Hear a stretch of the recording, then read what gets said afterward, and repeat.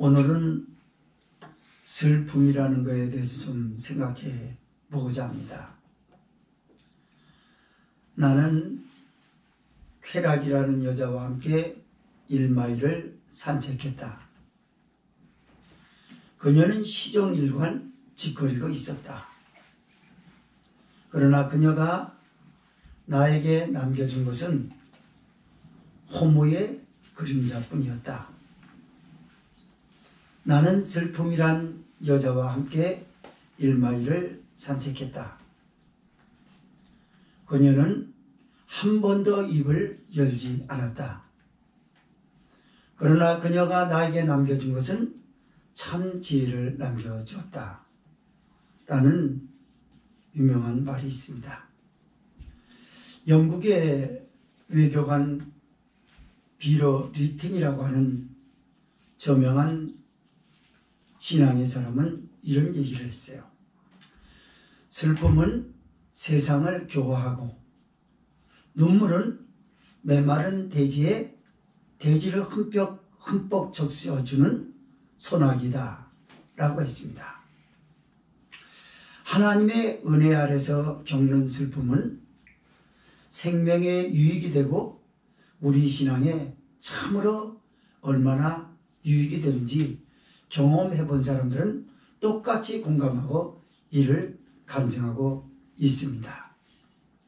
전도서의 말씀에 보면은 뭐라고 기록이 되어 있냐면 전도서 7장 3절이요. 슬픔이 웃음보다 나음은 얼굴에 근심함으로 마음이 좋게 됨이니라 라고 기록하고 있죠.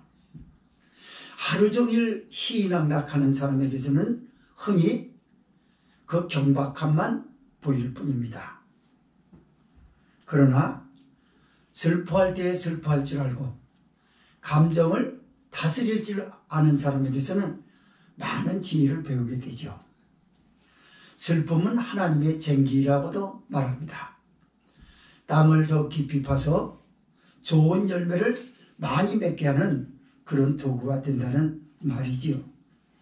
그렇게 슬픔이라고 하는 걸 겪고 나면 결코 사람은 초조하지 않게 하고 동기와 목표를 잃어버리지 않게 합니다. 무릇 하나님에 의해 크게 쓰임받은 사람은 모두 한결같이 슬픔을 똑같이 겪어왔다는 말이죠. 오늘 우리의 사회에 가장 우려되는 것은 무엇일까요? 바로 비정한 사회라는 겁니다. 남에 대한 배려도 없습니다. 동정심도 없습니다. 왜 저 사람이 아파하는지, 왜 저 사람이 죽고 싶은 마음을 가졌는지 알 필요성을 전혀 느끼지 않고 있는 아주 너무나도 냉랭한 비정한 사회입니다. 이것은 사회에서뿐만이 아니라 가정에서도 그렇고 또 하나님을 향하여 눈물을 흘려야 할 교회조차에서도 눈물을 볼 수 없다는 사실이 우리는 기도원에서 부르짖는 소리가 전혀 들리지 않는다는 사실에서 이 현실을 목도하고 있습니다. 오늘 본문은 이스라엘 백성이 여호수아라고 하는 지도자를 앞세워서 가나안의 정복 사업을 착수했습니다. 그리고 그곳에서 평안히 살 수 있는 요건이 마련됐어요. 그런데 하나님께서 분명히 그들에게 말씀을 하셨거든요. 나는 너희를 애굽 땅 종되었던 데서 인도하여 낸 여호와로라. 그러므로 내가 너에게 열조에게 맹세한 땅으로 인도하여 드리고 그리고 내가 너에게 언약한 것을 나는 영원히 어기지 아니하리니 너희들 또한 이 땅 거민 즉 가나안 땅 우리로 말하자면 지금 우리가 살고 있는 땅이죠. 그 땅 족속과 언약을 맺지 말라. 그 단을 홀라. 그런데 너희가 내 목소리를 청정치 아니하면 어찌 미뇨? 이렇게 탄식하고 있어요. 그래서 여호와의 사자가 보김에 나타나서 베델에서 멀지 않은 곳에 거점으로 하고 있었던 보김 땅에 나타나서 여호와의 사자가 이스라엘을 책망합니다. 그때 이스라엘 백성들이 통곡을 합니다. 나는 너희 대적들을 너희에게서 쫓아내지 아니하리라. 그들이 너희의 옆구리를 찌르는 가시가 될 것이고 그들의 신들이 너희가 하나님을 섬기는 데 있어서 올무가 되게 할 것이다. 이 소리를 듣고 백성들이 크게 울었다는 말입니다. 오늘 이 강대상에선 제가 하나님의 말씀을 받은 영감대로 여러분에게 전하지만 저는 도구일 뿐 이 말씀을 하게 하시는 분은 성령님이십니다. 성령이 교회에게 하시는 말씀을 들어보면서 정말 이 시대가 왜 이렇게 눈물이 사라져버리고 교회에서조차 인정이 메말라가고 있고 그 심령이 황폐한 모래 사막과 같이 되었는지 무엇 때문에 그랬는지 오늘 성령이 교회에게 하시는 말씀을 귀로 잘 들으시고 이 세대를 변화시키는데 그 신앙의 주역이 되고자 하는 결심을 가지고 말씀을 두 가지로 나눠서 보고자 합니다. 첫째로 1절에서 5절은요. 복음에 나타난 여호와의 사자의 이스라엘을 향한 신앙 책망을 하고 있는 장면입니다. 두 번째로 6절에서 11절은 이스라엘 종교 역사에 막대한 영향력을 행사하던 자들의 죽음 후에 이스라엘의 불신앙을 소개하고 있습니다. 1절에서 5절 읽습니다. 시작. 여호와의 사자가 길갈에서부터 복임에 이르러 가로되 내가 너희를 애굽에서 나오게 하고 또 내가 이르기를 내가 너희에게 세울 언약을 영원히 어기지 아니하리. 너희는 이 땅 거민과 언약을 세우지 말며 그들의 단을 헐라 하였거늘 너희가 내 목소리를 충정지 아니하였도다. 그리하면 어찌미뇨. 그러므로 내가 또 말하기를 내가 그들을 너희 앞에서 쫓아내지 아니하리니 그들이 너희 옆구리에 가시가 될 것이며 그들의 신들이 너희에게 올무가 되리라 하였노라. 여호와의 사자가 이스라엘 모든 자손에게 이 말씀을 이르매 백성이 소리를 높여 온지라. 그러므로 그것을 이름하여 복임이라 하니라. 무리가 거기서 여호와께 제사를 드렸더라. 아멘. 어느 날 하나님께서 이스라엘 백성을 지켜보셨습니다. 그들이 애굽에서 종살이 하였을 때 지도자 모세를 통해서 하나님 살아계심을 보고 싶어서 부르짖었던 그 부르짖음이 하늘에 상달된 적이 있었습니다. 430여 년 동안이나 종살이하던 백성들을 인도하여 내시고 출애굽이라고 하는 대장정의 역사를 경험하여 우상들을 섬기는 나라에서 경험하지 못했던 살아계신 하나님이 불 가운데로 물 가운데로 강림하여 그들을 인도하여 내셨던 것들을 그들은 경험을 했습니다. 이제 세월이 흘렀습니다. 모세의 후계자로 함께 훈련을 받았던 여호수아라고 하는 인물을 통해서 가나안 정복 사업을 착수하고 이제 오늘날로 말하자면 연단을 끝내고 나서 이제는 살만한 세상이 된 거죠. 그때 여호와 사자가 이스라엘 백성들의 하나님에 대한 신앙이 불이 꺼져가는 것을 발견하고 여호와의 사자가 그들을 방문하게 됩니다. 그런데요, 놀라운 사실 하나가 여기 있습니다. 여호와의 사자가 복임에 이르렀다라고 말하지 않고 길갈에서부터 복임에 이르러 가로되라고 합니다. 길갈은 무엇인가요? 과거 가나안 정복 사업 1차 시작 때 여호와의 군대 장관이 칼을 빼들고 여호수 앞에 길을 가로막았던 때가 있었습니다. 그때 여호수아가 한 말이 있었어요. 너는 나를 위함이냐? 나의 대적을 위함이냐? 여호와의 군대 장관이 여호와의 사자가 뭐라고 그랬냐면 나는 여호와의 군대 장관으로 너에게 나왔느니라. 그때 여호수아가 무릎을 꿇고 그때 여호와의 사자가 너는 내 신을 벗으라 라고 한 적이 있었습니다. 길갈은 그것뿐만이 아니라 이스라엘 역사에 요단을 건너고 나고 차세대들에게 하나님에 대한 역사를 잊지 말라고 세웠던 기념비를 세웠던 장소이기도 합니다. 그곳에서 할례를 행했습니다. 광야에서 유월절을 지난 이후에 처음으로 유월절을 지낸 장소가 바로 이곳 길갈이었습니다. 이렇게 종교적 망명이 높은 명승지에 여호와의 사자가 훑어서 지나오게 된 것은 뭐냐면 하나님의 역사적인 사건들을 이스라엘 백성들이 그렇게 많이 경험하고 감사하였음에도 불구하고 그 감정은 어디로 갔냐라고 하는 겁니다. 그리고 복음을 당도했어요. 당도한 여호와의 사자가 던진 말이 있었어요. 나 하나님이 너희를 애굽 땅에서 인도하여 내지 않았느냐? 그리고 오늘날 너희가 보다시피 네 열조에게 맹세한 땅으로 이끌어 들여 인도하시지 않았냐? 그리고 너희가 지키지 못했던 언약을 내가 영원히 어기지 아니하리라라고 하지 않았느냐? 이것은요, 믿음의 조상 아브라함 때에 있었던 역사를 배경으로 말씀합니다. 어느 날 여호와 하나님께서 믿음의 조상 아브라함에게 나타났어요. 아브라함아, 나 하나님이 너하고 한번 언약을 맺고 싶다.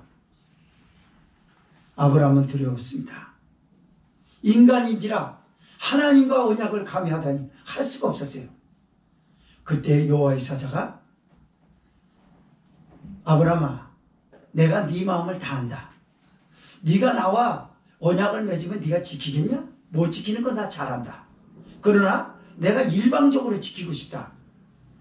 그때 아브라함이 조그만 새를 갈라서 짐승의 사체를 거기다 놨어요. 그때 여호와의 사자가 횃불 가운데 쪼갠 고기 사이를 지납니다. 이것은 당시에 계약을 할 때 계약의 당사자들 둘이서 마주보고 짐승을 한가운데 놔요. 그리고 누구든지 계약을 파기한 자는 이같이 배를 갈라 죽인다는 거야. 몸을 쪼개 죽이겠다는 거야. 왜 하나님은 그렇게 하셨을까요? 오늘날 예수님의 십자가의 죽으심이 우리에게 영원한 언약으로 길이길이 기억되고 있는 바입니다. 하나님이 예수님 때문에 우리를 구원하는 데 있어서 그 약속을 깨지 않으셨습니다. 그리고 우리를 축복해 주셨습니다. 이런 것들을 얘기하는 거예요. 그러나 네가 잘 살게 되면 그 땅 거민과 언약을 하지 말며 그 단을 헐라하였거늘 너희가 내 목소리를 청정치 아니하면 어찌 미뇨? 오늘날 강대상에서 대체적으로 성도들에게 선포되는 말씀은 무엇인가요? 바로 이 말씀이에요. 예수님이 당신의 죄 때문에 죽지 않았냐? 그런데 어떻게 해서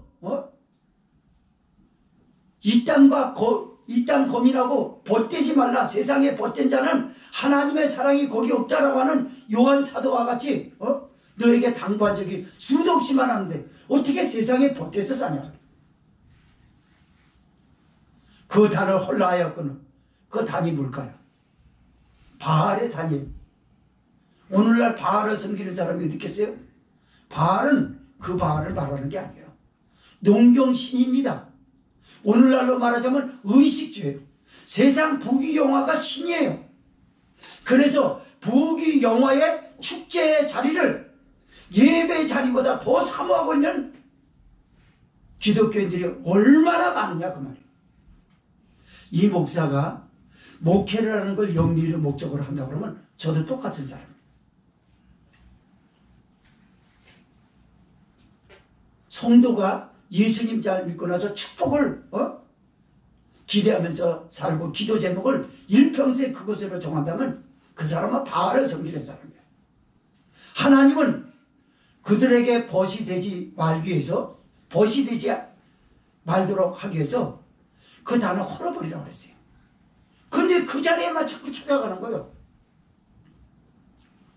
오늘날 교회가 코로나19로 3년 동안 겪고 나서 얻은 것이 뭐가 있나요? 얻은 것은 아마도 눈물일 것 같습니다. 눈물을 흘리는 소수가 오늘의 교회를 지탱하고 있어요. 눈물을 흘리는 소수가 가족의 믿음 없는 사람들의 영혼을 책임지고 있어요. 눈물이 없는 사회는 더 이상 기대가 없습니다. 동정심이 메말라버린 사회, 배려가 사라진 사회, 비통하기 짝이 없는 거예요. 지하철을 타보세요. 양보하는 사람 봤던가요? 버스를 승차해보세요. 저는 그래서요, 지하철을 타든 버스를 타든 간에 사람이 아주 없으면 모를까 있으면 안 앉습니다. 왜 안 앉냐면 저는 시력이 한쪽이 안 보이기 때문에 이렇게 좀 보기 시야 영역이 좀 좁아요. 이쪽이 대체적으로 좁아요. 여기서 있는 사람이 나는 그런 마음이 아니었는데 연세 드신 노파께서 여기 서 계셔보세요. 나는 못 보고 있는데 젊은 사람이 멀쩡하게 생겨가지고 뻔뻔스럽게 짝이 없다. 그런다 그러면 어떻게 되겠습니까 내가? 나는 의도하지 않았던 일 아니에요? 근데 그분이 나중에 교회로 왔단 말이에요. 저 사람 목사였어? 저런 나쁜 놈 같으니라고. 예배 끝나고 빨리 가야 되겠다. 이럴 거 아니겠습니까? 그래서 안 앉아요 저는. 그리고 신체상 건강상 서 있는 게 좋습니다. 이렇게 서 있으면 좋아요. 아주 오랫동안 앉고 있으면 그것도 지겹고 허리가 아파요. 책을 보지 않는 이상은 그 자리에 잘 앉지 않습니다. 뭘 얘기하고 싶으냐면요, 이 사회에 예수님께서 누차 기독교인들에게 말씀하시기로 뭐냐면 너는 빛이 되라 그랬거든요. 어둠 속에 있는 백성들 앞에 빛이 되라 그랬어요.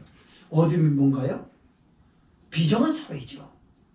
그래서 환한 빛을 들어 살기 좋은 세상이다. 누구 때문에? 예수님을 믿는 그 누군가 때문에 말입니다. 너는 소금이 되라. 이 사회가 얼마나 타락하고 썩어져 가고 있습니까? 그런데도 너 한 사람 때문에 너의 직장이 썩어짐이 중지가 되고 다시 생기가 돌도록 하는데 네가 그 역할을 하라. 이러지 않았습니까? 그런데 너희가 내 목소리를 청종치 아니하면 어찌 미뇨? 어떻게 그럴 수 있냐? 어찌 미뇨라는 말은 그 말이에요. 어떻게 그럴 수 있냐? 오늘 성령이 저에게도 그렇고 여러분에도 그렇고 오늘날 우리 대한민국 교회에게 뭐라 하냐면 어떻게 그럴 수 있느냐? 코로나 3년을 겪고 나서도 정신을 못 차렸냐? 따라서 나 요한은 너희의 대적들을 내게서 쫓아내지 않을 것이다. 그들은 너희의 옆구리에 찌르는 가시가 될 것이다. 그 신들은 너에게 올무가 되리라. 맞습니다. 여러분, 그 대적이 누굽니까? 사탄이에요. 그 대적은 누굽니까? 세상의 주관자들과 세상의 여러 가지 복잡다단 제도들이에요. 교회의 제도가 과거에는요, 한참 성령의 부흥 역사가 한참일 때는요, 세상이 교회를 도와줬어요. 그리고 교회를 인정해줬어요. 왜냐하면 많은 목사님들을 통해 가지고 감독을 받고 그분들이 제시해 주는 데 있어서 정치적인 도움도 있었거든요. 기도하고 눈 감고 뭘 봤다 해서 앞길 하고 요번에 국회의원 나가면 당선된다, 대통령 나가라, 이 말이 아니라, 그런 미신적인 말이 아니라 정말로 하나님의 교회가 왜 필요한지를 세상 앞에 보여줬거든요. 그래서 모든 제도들을 교회에 대해서 너무나 잣대가 촘촘하지 않았습니다. 근데 세상 주관자들은 교회를 깔봅니다. 세상 제도들은 교회를 용납하지 않습니다. 이제는 민중들도 교회 하나가 세워지는 데 있어서 끔찍하다고 고개를 흔들어요. 교회 거기다 왜 세워? 교회가 들어오는 데마다 축복을 받고 그래 왔거든요, 지금까지. 그런데 이제 교회가 오는 게 민폐라는 거예요. 왜 민폐일까요? 그들이 세상 사람들과 똑같이 살지 않았어요. 그래서 하나님이 그들의 마음을 바로의 마음을 온유케 하셨다. 그냥 깜빡이 하신 거예요. 그래서 옆구리를 찌르잖아요. 왜 찌르는 걸 하필이면 옆구리라고 그럴까요? 가만히 있는 사람 싹 잡혀보세요. 아이고 간지러. 중심이 안 잡힙니다. 세상 때문에 신앙 중심은 잡기가 어려워. 세상 주관자들 때문에 교회가 버티기가 여간 어려운 게 아니에요.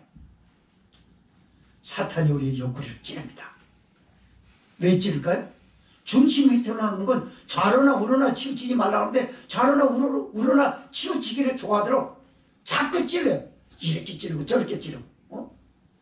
그래서 교회가 수많은 영적 폭풍 후에 그걸 맞아가면서도 반석같이 불변한 모습으로 세워져 있는 이미지를 봤습니까? 못 봤어요. 위태로워요. 가련하구나 가련하구나. 461절 찬송처럼 교회가 가련한 거예요. 조그만 바람에도 너무나 심해요. 미동하지 않았던 교회가 너무나 잘 건들려요. 무너짐이 심합니다. 뭐 때문에 그렇게 무너지고 있는 건가요? 하나님은 어디가? 예배는 드려왔는데 그 찬송이 정말 하나님 앞에 드리는 건가?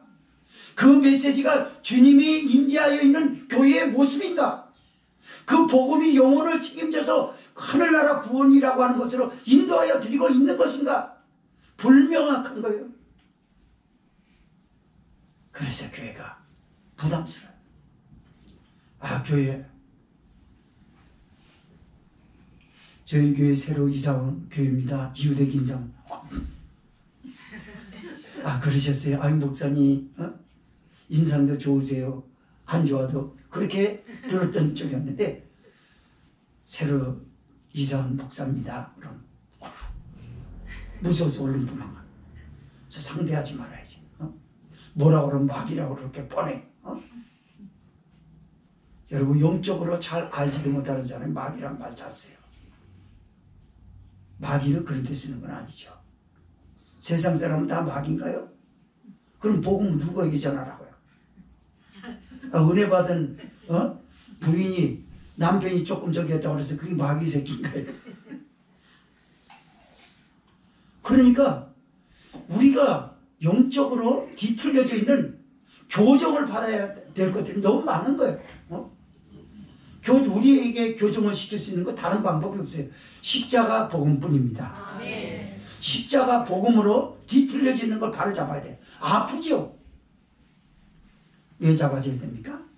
남편이 은혜 받은 여자 때문에 살기가 싫어. 불행한 거예요. 자꾸 막이라고 그러니까 눈치 슬슬 보고 곁으로 못 오는 거예요. 그게 복음인가요? 복음의 특성이 뭔가요? 복음은요, 공감하고 이해해주고 포용하는 게예요. 복음이. 근데 복음이 배척해버려요? 그래서 여호와 사자가 복음이 일어나서 이것은 바로 성육신 이전의 예수 그리스도를 말하는 것입니다. 그래서 대적을 쫓아내지 않을 것인가? 그들이 너희 옆구리를 찌르는 가시가 되고 그 신들이 너 올무가 되리라. 그러니까 먹고 사는 게 우상이 돼가지고 신앙이 자꾸 올무가 되는 거예요. 그게 아무것도 아닌 것처럼 하고 하나님의 역사를 봐야 되는데 먹고 사는 직장 때문에 교회도 옮겨야 되고 교회가 이렇게 돼버렸어요. 여러분. 그러니 누가 그 신앙을 보고 나서 참 일편단심하다라는 얘기 누가 하겠습니까? 저럴 줄 알았어. 내가 처음부터 내가 그랬다고 그랬잖아. 저거 얼마 안 가면 문 닫는다고. 저거 얼마 안 가면 교회 그만둘 거라고 내가 했지. 주변에 수도 없는 사람들이 그런 눈으로 보는 것입니다. 여러분. 그러나 감사하게도 이스라엘 백성은 눈물을 흘렸습니다. 5절 말씀입니다. 5절 읽습니다. 4절에서 5절 시작. 여호와의 사자가 이스라엘 모든 자손에게 이 말씀을 이르매 백성이 소리를 높여 운지라. 그러므로 그것을 이름하여 복음이라 하느니라. 무리가 거기서 여호와께 제사를 드렸더라. 아멘. 비로소 눈물을 흘립니다. 백성들이 소리를 높여 울었다고 그랬어요.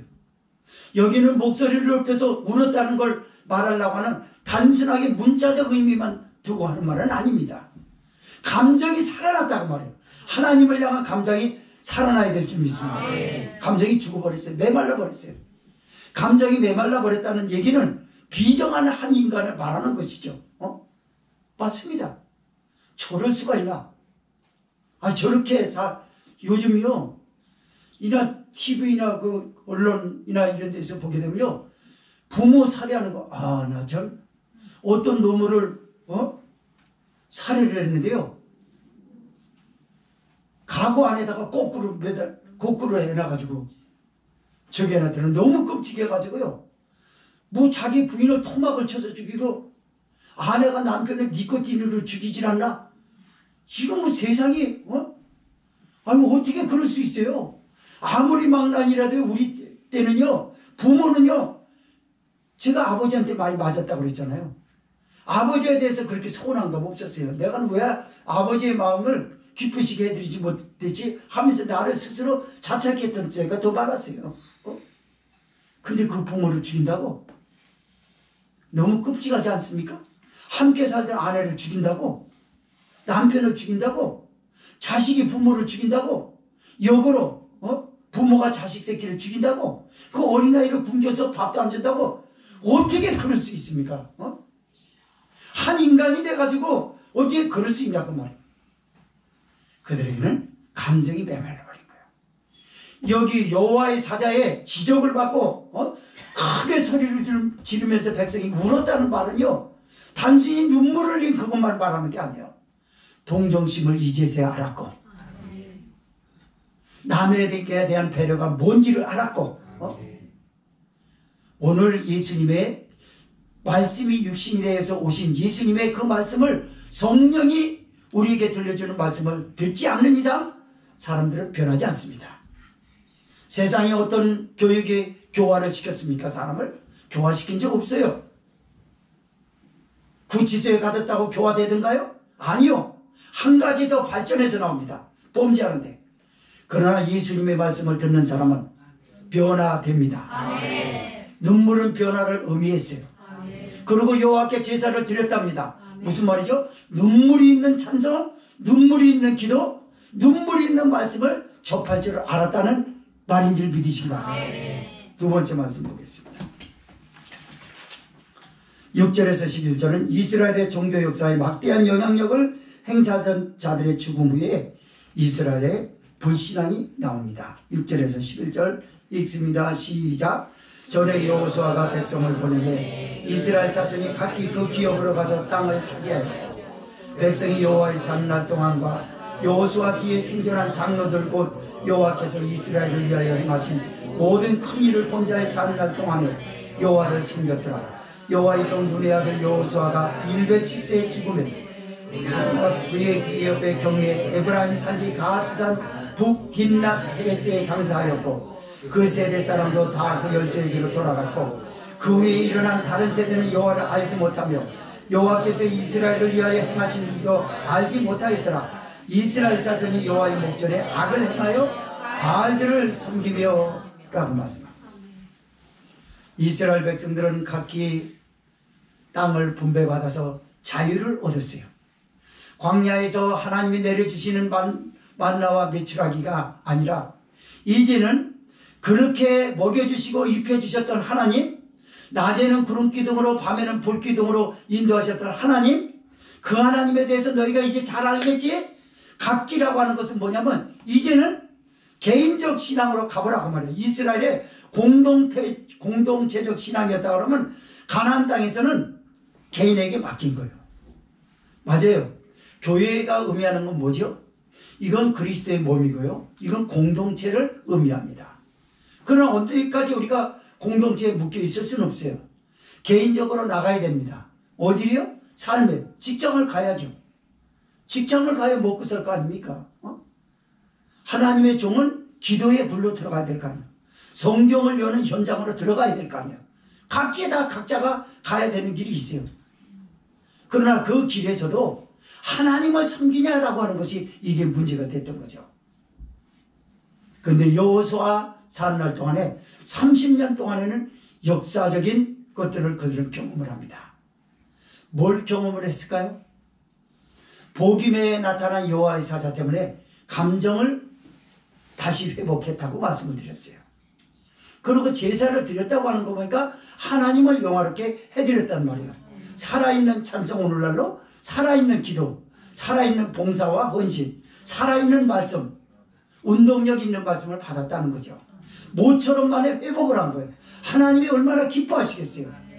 여러분, 이사야 1장의 말씀에는요 뭐라고 그러냐면, 주인은 짐승은 그 주인의 구유를 알건만은 내 백성은 알지 못하였도다. 슬프다 허물진 백성이여 행악의 종자로다. 너희들이 얼마나 매를 더 맞으려고 더욱더욱 패역하느냐 그랬어요. 그러다가 뭐라고 얘기냐, 10절, 이사야 1장 10절 이하에 보면요, 소돔과 관원들의 백성들아, 이스라엘 백성 보고 그렇게 불러요. 소돔과 관원들의 백성들아, 이제는 너희가 나 여호와께 수양의 기름과 그거 가져오지 마라. 나 배불렀다 이제. 그리고 월삭과 대회로 안식일과 성회로 모이는 걸 아울러 나는 곤비하노라. 피곤하다는 거예요. 하나님은요, 예배에 이걸 그냥 받으시려는 게 아니라 하나님이 이 예배에서 쉬고 싶어해요. 여기서 빙그레 웃고 싶어해요. 마치 피곤한 엄마 아빠가 살기는 어려운데 집안에 들어오면 아이들이 웃는 모습을 보고 뛰노는 모습을 보고 그래서 좋은 거예요. 피로가 풀리는 거예요. 여러분, 엄마 아빠가 고생하고 일하고 하는데 애가 눈치나 슬슬 보고 구석으로 들어가 있으면 그거 어떻겠습니까? 피곤해 견디지 못하죠. 살맛이 안 나죠. 그것과 같다고요. 교회에 주님이 영으로 오셔서 뭘 우리에게 보냐면 빙그레 웃고 싶어 하는 거예요. 말씀을 듣고 아멘하는 법에서 그렇지 응? 순종하려고 하는 마음으로 끄덕이는 거 내가 다 알아. 내가 너에게 십자가로서 십자가의 값으로 세우는 교회답다. 그래도 이 교회가 희망이 있다. 이런 걸 보면서 주님이 끄덕대는 거 아닙니까? 그런데 오해를 하고 있는 게 무조건 예배는 하나님이 좋아하신다는 거예요. 아닙니다, 여러분. 진정과 신령한 예배라고 했어요. 영의 예배가 아니라 진정성이 결여된 가운데는요 없습니다. 진정성이 뭡니까? 복음을 들으면 아멘하고 새로 자기를 개선하고 싶어하는 그런 결심으로 책임 있는 것을 던졌던 아멘이, 그게 진정이에요. 이런 영과 진정이 합하여지지 않는 예배는 하나님은 피곤한 거예요. 내가 너희를 대회와 월삭과 안식일에 모이는 것을 나는 곤비하노라. 곤비하다는 건 피곤한 걸 말하거든요. 그러니까 그만 집어치라. 더 나가서 말라기서 1장에서는요 너희 중에 성전문을 닫을 사람이 있었으면 좋겠도다. 제사장들아 네 얼굴에 똥이나 바르고 다니라. 똥칠하고 다니래. 제사장이 누군가요? 목사예요, 목사. 네 얼굴에 똥이나 바르고 다니라. 하나님은 고사하고 예배는 고사하고 네 얼굴에 똥이나 바르고 다니라. 나는 이렇게 더러운 사람이라고. 차라리 그게 낫지 않겠냐. 이 회칠한 무덤 같으니라고. 그 속에는 송장의 썩은 냄새가 부글부글 끓는 그런 것들을 마음에 품고 내놓지 않으면서 목사인 척하고 성도인 척하고 회칠한 무덤처럼 성경이나 듣고 있고 성경책이나 들고 다니고 교회나 들락날락 거리면 그게 되는 것이냐? 오늘날 교회가 영적 생명력을 점점 잃어가고 있는 건 첫째 메시지입니다. 그리고 들었던 성도들이 지키지 않는 것이 문제가 된 거예요. 이게 교회를 어렵게 만들어 놨어요. 교회는 슬프게도 사람들의 즐거움을 위해서 마련해 놓는 이벤트는 그 마귀입니다. 교회는 그런 게 아니에요. 성경을 굳이 아나운서가 읽어야 될 필요성이 없어요. 교회. 왜 그렇게 읽습니까? 교회가 자꾸 변질되어 가고 있는 거예요. 첨단 디지털화되어 가니까 성경도 디지털 한 대로 바꾸려고 그래요? 성경은 제자리에 있어요. 예수님은 천지는 없어지겠거니와 내 말은 1.1핵이라도 없어지지 아니하리니 아날로그 상태로 있다는 거예요. 디지털화 하려고 하지 마. 네가 첨단 문명이라고 네가 어설프게 알아가지고 이 복음을 자꾸 해석하려고 그러는데 너 그러지 마. 이거는 나 하나님이 기록한 거야. 네 생각으로 이럴 것이다 저럴 것이다 하지 마. 맞습니다. 오늘날 많은 교회가 이벤트화 시키고 있어요. 정작 들어야 될 메시지는 어떤 분들은 그렇게 말합니다. 성경 본문을 도대체 이해할 수가 없다. 성경을 한 곳에 모아두고 하지 않아가지고 너무 혼란스럽다. 성경 공부라도 다시 해봐야 되겠다 라고 호소하는 사람이 엄청 많더라는 거예요. 제가 경험해보고. 저도 신학을 조금 어느 정도 가르치는 사람으로서 물어보면 꼭 그런 말을 물어봐요. 도대체 우리 교회에서 말씀을 읽어 들었는데 이게 도대체 무슨 말인가요, 목사님? 그런 얘기 수도 없이 들어요. 왜 그러려고 그러죠? 무슨 예배가 이벤트인 줄 알아요? 아니요. 여기 죽느냐 사느냐 생명을 다투는 일입니다, 여러분. 여호수아는 백성들에게 율례와 율법을 그들에게 베풀어서 하나님의 백성으로 다짐을 시키고 복음에서 울었던 눈물을 헛되이 하지 않기를 위해서 30년 동안 잘 보다듬어 줬습니다. 그리고 하나님의 부르심을 받습니다. 너무나 자랑스러운 부르심을 받아 110세의 나이에 임종을 합니다. 그리고 이스라엘 백성들은 난리가 났어요. 그 당시에 여호수아보다 젊었던 장로들이 많이 있었거든요. 장로와 유사와 재판관들이 모여가지고 여호수아 죽었다고 난리를 치면서 어디다 묻은지 아세요? 가스산 북 딥낫 헤레스의 장사였다라고 하는데 여기가 도대체 어딘데 갖다 놓나? 여호수아가 기념화되지 않으면 하나님을 섬기는데 지장을 초래할까봐 아얄론 골짜기에 바로 그 앞에 있는 딥낫 헤레스의 장사입니다. 아얄론 골짜기 어디? 이스라엘 백성이 전쟁 때 23시간 태양이 중천에 있음으로 인해서 여호수아가 전쟁에서 이겼거든요. 그때 당시 밤이 되면 이스라엘은 전쟁에서 이길 수가 없어요. 골짜기니까 전부. 깜깜한데 어떻게 싸웁니까? 많은 병사에게 죽지요. 그래서 하나님이 태양아 여호수아에게 자신감을 주고 여호수아가 기도하지 않습니까? 태양아 아얄론 골짜기에서 멈춰라. 하나님 하셨습니다. 또 한 시간은 어디로 간 줄 알아요? 바로 히스기야 왕에게 너는 나 요 앞에 저 해그림자가 10도를 앞으로 가게 하는 것이 너는 바라느냐? 뒤로 물러가게 하는 것이 좋으냐?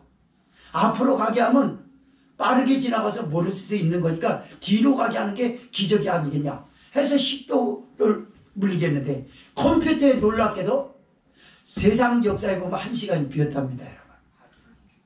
하루 참 1시간이 아니라 정정합니다. 방송이나 하든 하루가 비있다는 것. 24시간은 도대체 세상에서 어디로 갔냐? 성경이겠죠. 이 성경 말씀이야 너무나 정확하죠. 어쨌든 간에 이스라엘 백성들에게 모세와 여호수아라고 하는 지도자는 영원히 두 번 다시 만날 수 없는 지도자들이었어요. 그래서 가스산 북 딥낫 헤레스에 그를 장사합니다. 그리고 그를 추모하고 그가 그 스승 모세와 함께하여 출애굽을 경험하고 10계를 받아가지고 아론을 앞세웠던 백성들이 금송아지를 세웠을 때 10계를 던졌을 때 역사적인 현장에 있었던 인물들이 바로 여호수아가 아니겠어요? 여호수아는 그 증인이었어요. 그리고 내 종 모세와 함께하였던 것처럼 나는 너 여호수아와 함께 있으리라 하나님이 하셨던 것처럼 이스라엘 백성들을 그렇게 이끌어오신 줄 믿으시기 바랍니다. 그걸 이스라엘 백성들이 직접 경험을 했고요. 장로들은 영원히 잊을 수 없는 사람이 이 사람이었어요. 세월은 흐릅니다. 그래서 장로들도 죽어요. 그리고 그 세대 사람들도 다 죽어요. 갑작스럽게 신앙이 불신앙화되어 갑니다. 하나님을 섬기지 않았다는 거예요. 하나님이 하신 일도 모르고 있어요. 맞아요. 우리나라에서 가장 영광스러운 기념비는요, 뭐냐면 순교자들의 기념비입니다. 주기철 목사님, 손양원 목사님 등등 많은 주의종들이 있지 않습니까?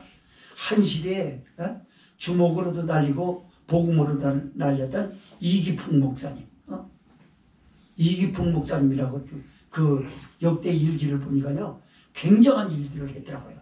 이기풍 목사님을 딱 만나면 저기서 사람들이 다 이렇게 세상 말로 쫄아가지고 이러고, 그래서 안 때릴 테니까 이리 와. 안 때리는 조건이 있는데 이거 들을 거지? 네. 예수 믿어. 진짜 그랬대요. 그래서 그분은 전도지보다 주먹으로 전도했다고 그러잖아요. 거기서. 그래서 교회를 그렇게 해줘요. 근데 변화돼갖고 예수님에게 붙들리니까 다메섹 도상에서 예수님 만난 바울 같은 삶을 살았더라고요. 아무것도 자기에게 내세울 게 없다고 해서 그분이 역대 일기가 그렇더라고요. 어떻게 하냐. 이기풍 왕년에 주먹을 쓰던 이기풍 하니까 무서워서 사람들이 저기 하는데 대보니까 저런 사람이 세상에 어딨나. 오버이같이 따뜻하게 사람을 감싸주는 것에 끌리더라. 맞아요. 주기철 목사님 등등 얼마나 신앙적으로 영향력을 행사했던 거장들이 얼마나 많았습니까? 그 거장들은요, 거정이 있었던 게 아니에요. 이 세대들에게 얼마나 본보기가 되는지 몰라요. 야, 주를 위해서 저렇게 살았다는데, 일본의 압제, 70년이라는 압제 가운데서도 예수 그리스도는 나의 주다라고 전도사 때 했던 거예요. 그때 주기철 목사님이 아니라. 전도사 때 그렇게 했거든요. 그리고 옥에 갇히고 그랬거든요. 저렇게 대단했던 분 아니냐. 그러니까 한경직 목사님이 부끄러워서 대한민국 기독교회, 기독교회 목사 교회에게 내리는 상을 받으러 갔을 때 영국에 가서 그렇게 했다고 하지 않았어요. 나는 예수를 부인한 사람입니다. 내가 여기 온 것은 내가 이 상을 순교자인 주기철 목사님 그 영령들에게 바치려고 제가 대신 왔습니다. 그래서 박수를 받았다고 하지 않았어요? 너무 솔직했어요. 나는 예수를 부인한 사람이다. 그때 죽을까봐, 목이 떨궈져 나갈까봐, 예수를 부인하고 뒤로 하나님 잘못했습니다. 그렇게 했겠죠. 회개는 그런 게 아니에요. 다른 건 몰라도 주님을 믿느냐 안 믿느냐 그럴 때 나 안 믿는다 해놓고 죄송합니다 하는 이거는 회개 아닙니다. 잘 알아들어야 돼요. 회개는 하나님을 들먹거리면서 저기 하는 거 회개는 안 돼요. 그래서 십계명에 나 여호와의 이름을 망령되이 일컫지 말라 그랬거든요. 망령된 거죠. 그거는 죽음이 그만큼 두려웠던 모양입니다. 어쨌든 간에 본세에 여호수아가 죽고 장로들도 죽고 그 세대들도 다 죽었어요. 11절 읽고 마칩시다. 시작.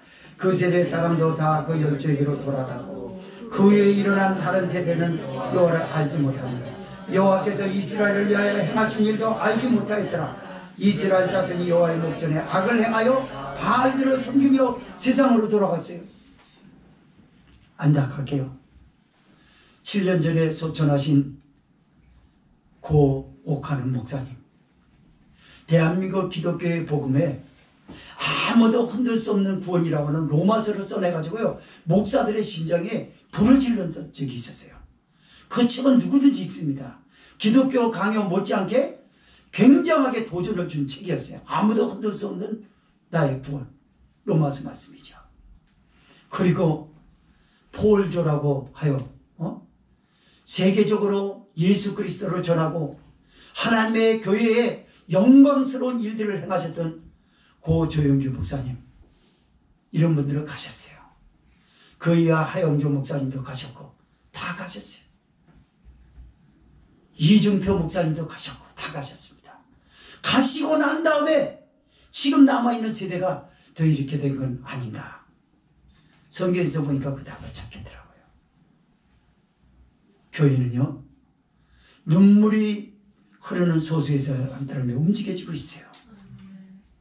가정도요, 눈물을 흘리면서도 내가 이것을 지켜야 되겠다는 그 어머니와 아버지와 자식들 중 누군가 때문에 가정은 지탱되고 있어요.